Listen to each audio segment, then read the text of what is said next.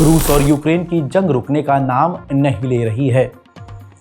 सबसे बड़ी खबर यह है मैदान जंग से, यूक्रेन और रूस की जंग से, कि यूक्रेन कुर्स्क के इलाके में रूस के मौजूद तो है, लेकिन अब यूक्रेन की सेना रूस के बेलगरोड के इलाके में भी घुस गई है।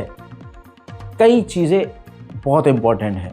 रशिया भले ही पावरफुल है, लेकिन यूक्रेन वेस्टर्न हथियारों से रूस को कड़ी टक्कर दे रहा है। जैसे ये हुआ, अब बेलगरोड के इलाके में यूक्रेन की सेना घुस गई।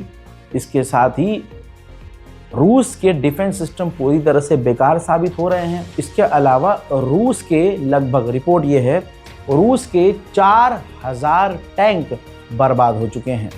हजरात, इसी सिलसिले में अमेरिका की सैन्य टुकड़ी ने, जनरल कमांडर ने खुद बयान जारी करके बताया है कि रशिया को हथियारों का, सैनिकों का मोटा नुकसान हुआ है और उसके टैंक भी भारी मात्रा में ख़त्म हुए हैं। लेकिन बहुत जल्द लॉन्ग रेंज की मिसाइलें, ड्रोन और इस तरह के हथियारों को वो दोबारा से बना लेगा। सुनिए।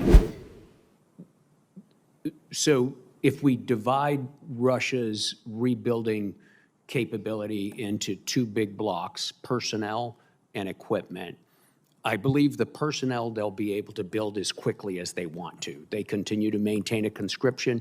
You saw that just last week, the Russian government announced its annual conscription drive. It increased by 10,000 over last year, 160,000 this year.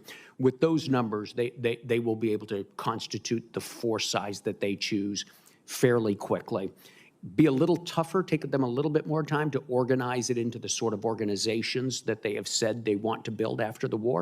They want to have an army of about 1.5 million they've announced. They want to put a... Russia का turtle tank काफ़ी अजीब tank है। ये देखिए, normal tank को turtle style में convert किया गया है ड्रोन से बचने के लिए।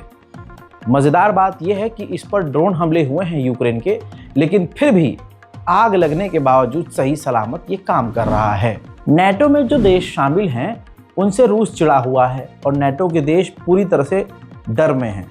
ऐसे में यूरोपीय यूनियन के देश, यानी यूरोपीय यूनियन सोच रहा है कि अपनी पीस कीपिंग फोर्स नेटो के देश में तैनात कर दी जाए। सैटेलाइट इमेज से उधर खुलासा हुआ है कि काले सागर के अंदर रशिया अपनी नेवल मिलिट्री को बढ़ा रहा है, यानी नेवी को और मजबूत कर रहा है और फैला रहा है। वहीं अमेरिकी कमांडर ने कहा है कि यूक्रेन ने मैन पावर की शॉर्टेज खत्म कर दी है, यानी ज़बरदस्ती लोगों को सेना में भर भर कर उसने अपनी जो सेना की कमी, मैन पावर की कमी हो रही थी, उसको पूरा कर लिया है। रूस की आंखों में यूरोप के भी कई देश खटक रहे हैं। ऐसे में यूरोप पहले से ही डरा हुआ है। यूरोप के कई सारे देशों ने अमेरिका से मांग की है कि हमारे देश के अंदर आप हाइपरसोनिक वेपन तैनात कर दीजिए। ये तस्वीर दिनिप्रो की है, यूक्रेन का दिनिप्रो का शहर, जिस पर रूस ने मिसाइलें दागी हैं और ड्रोन्स भी दागे हैं, जिसकी वजह से दिनिप्रो का ये इलाका तबाह हो गया है। पोलैंड रूस से बेहद करीब है। ऐसे में पोलैंड धक धक कर रहा है कि रशिया कभी हम पर हमला ना कर दे। ऐसे में पोलैंड के ऊपर स्वीडन और फ्रांस के जहाज पेट्रोलिंग करेंगे। पोलैंड की इतनी हालत टाइट है कि पोलैंड की गवर्नमेंट ने फैसला लिया है कि हम अपने देश की जीडीपी का 5% हिस्सा अपने डिफेंस और हथियारों पर खर्च करेंगे। एक बड़ा अपडेट ये भी आया है कि व्लादिमीर पुतिन के एनवॉय अमेरिका पहुंचे, ट्रंप से बात की और तमाम बातचीत करने के बाद अमेरिका में ही उन्होंने मीडिया से बात करते हुए ट्रंप सरकार की तारीफ की। कहा कि पहली सरकारों से ये काफ़ी बेहतर सरकार है, क्योंकि ये सरकार, डोनाल्ड ट्रंप की सरकार, हमारी परेशानियां सुनती है, हमारी चिंताएं सुनती है और सॉल्यूशन पर ध्यान देती है। Let me note that key people in the Trump administration are willing to address the entire spectrum of Russia-US partnership issues. They would like to address the geopolitical issues that we have. They hear the Russia's position, and Trump administration is different from the Biden administration because it hears Russia's position and understands our concerns. Of course, there are disagreements on a number of issues. Trump ने पूरी दुनिया पर tariff का हमला किया है। इस tariff के हमले से यूक्रेन भी दूर नहीं है। यूक्रेन के विदेश मंत्री ने इस पर कहा है कि हम पर जो ट्रंप की गवर्नमेंट ने टैक्स लगाया है, हम इस पर ध्यान नहीं देंगे, हम अपने मेन मुद्दे पर ध्यान देंगे। यूक्रेन का सुमी का इलाका रूस से मिलता है। रशिया ने दावा किया था कि हमने सुमी के इलाके में यूक्रेन के सैनिकों को घेरा हुआ है। ऐसे में ये तस्वीर आती है यूक्रेन के राष्ट्रपति के द्वारा और ये खुद सुमी के इलाके में पहुंचे।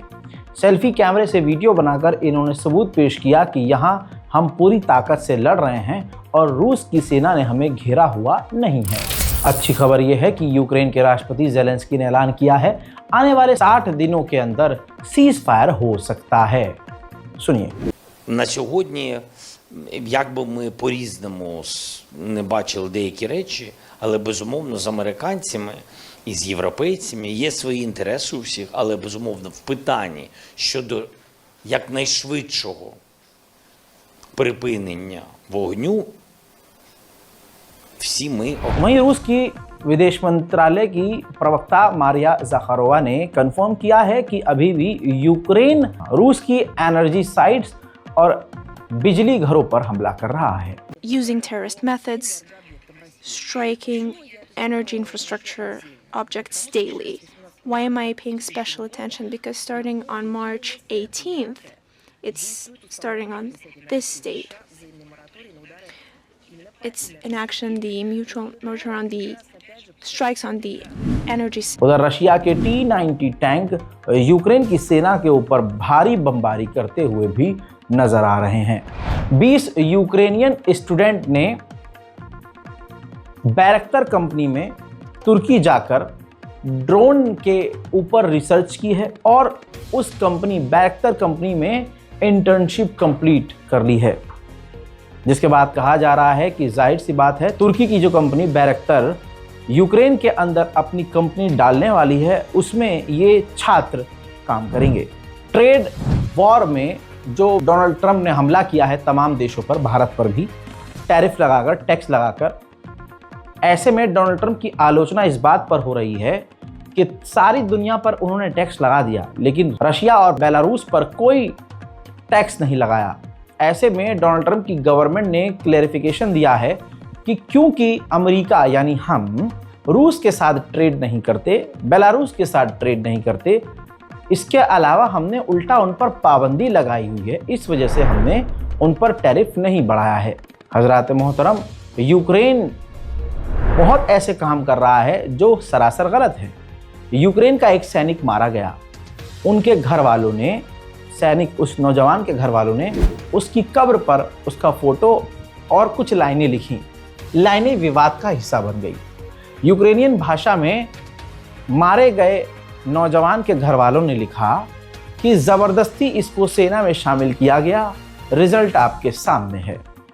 इसके बाद विवाद बढ़ गया और यूक्रेन की कोर्ट ने आदेश दिया है कि इस पत्थर को हटाओ और ये जो लिखा हुआ है इसको मिटाओ क्योंकि इससे बेइज्जती हो रही है। अमेरिका का चाटुकार लिथुआनिया ने अपने मुल्क में 4 अमेरिकी सैनिकों के डूब के मारे जाने पर नेशनल शोक डे घोषित कर दिया कि ये भाई गम का दिन है।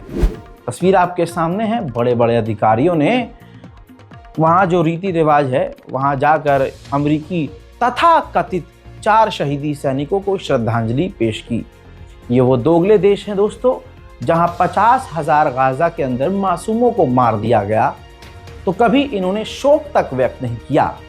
4 अमेरिकी के मारे जाने पर, वो भी अपने आप जैसे जैसे डूब के मरे तो इनका जिगर फट गया। हजरात, रूस और यूक्रेन के वॉर अपडेट में फिलहाल के लिए इतना ही। चैनल को सब्सक्राइब कीजिए, अपनी राय कमेंट में लिखिए और इस रिपोर्ट को शेयर कीजिए। जय हिंद।